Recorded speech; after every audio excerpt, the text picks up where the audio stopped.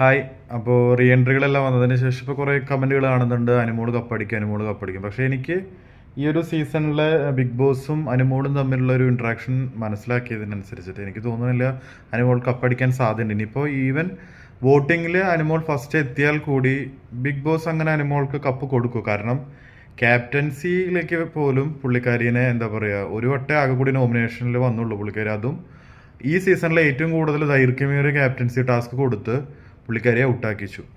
അതല്ലാതെ ഇപ്പം നോക്കുകയാണെങ്കിൽ അനീഷിനെ ഫസ്റ്റ് വീക്കിൽ ബിഗ് ബോസ് ആണ് ക്യാപ്റ്റൻ ആക്കിയത്.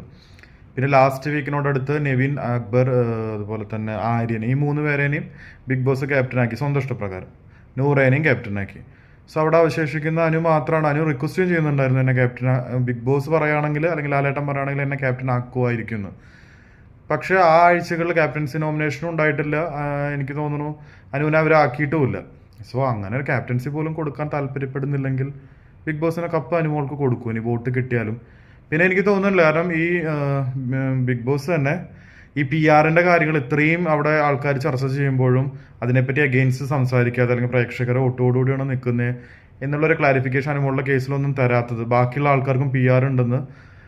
പിന്നെ എന്തിനാണ് നിങ്ങളിങ്ങനെ ഒരാളെ അറ്റാക്ക് ചെയ്യുന്നത്? എല്ലാവരും പി ആർ കൊടുത്തു വരുമ്പോൾ ഒരാളെ മാത്രം പി ആറിൻ്റെ പേരിൽ പഴിക്കുമ്പോൾ ബിഗ് ബോസ് മൗനമായിട്ട് അത് അനുമോൾക്ക് മാത്രമാണ്, അപ്പോൾ അനുമോൾ പി ആറിൻ്റെ ബലത്തിലാണെന്ന് പറഞ്ഞൊരു നെഗറ്റീവ് വന്നോട്ടെ എന്നുള്ള രീതിയിലുമാണോ അതിനെ എടുക്കുന്നതെന്ന് എനിക്കറിയില്ല. ടു ബി ഓണസ്റ്റ് ഞാൻ പറയുകയാണ്. ഇപ്പോൾ ഞാൻ അനുമോളുടെ ഫാനാണോ അങ്ങനെ ആയതുകൊണ്ടല്ല, എന്നൊരു തേർഡ് പാർട്ടി വ്യൂവിൽ എനിക്ക് അങ്ങനെ തോന്നുന്നത്.